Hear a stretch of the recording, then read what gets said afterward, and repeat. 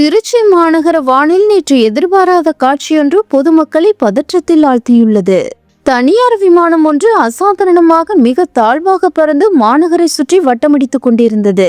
இதை கண்ட மக்கள் விமானம் தரையிறங்க முடியாமல் சிக்கலிலா அவசர நிலை ஏதேனும் ஏற்பட்டதா என்ற சந்தேகத்தில் அதிர்ச்சியடைந்தனர். சில நிமிடங்களில் நகரம் முழுவதும் பரபரப்பு நிலவியது. இந்த நிலையில் விமான நிலைய அதிகாரிகள் அளித்த விளக்கம் பொதுமக்களின் கவலையை தணித்துள்ளது.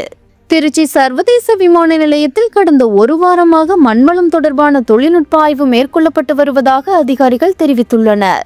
அந்த ஆய்வின் ஒரு பகுதியாக விமானங்கள் தரையிறங்கும் மற்றும் புறப்படும் நிலைகளில் பாதுகாப்பு மற்றும் தரம் குறித்த சோதனைகள் மேற்கொள்ளப்படுகின்றன.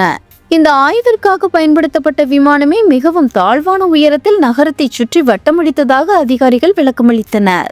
இது முழுக்க திட்டமிட்ட தொழில்நுட்ப ஆய்வு நடவடிக்கை என்றும் எந்தவித அவசர நிலையும் இல்லை என்றும் உறுதியளிக்கப்பட்டுள்ளது.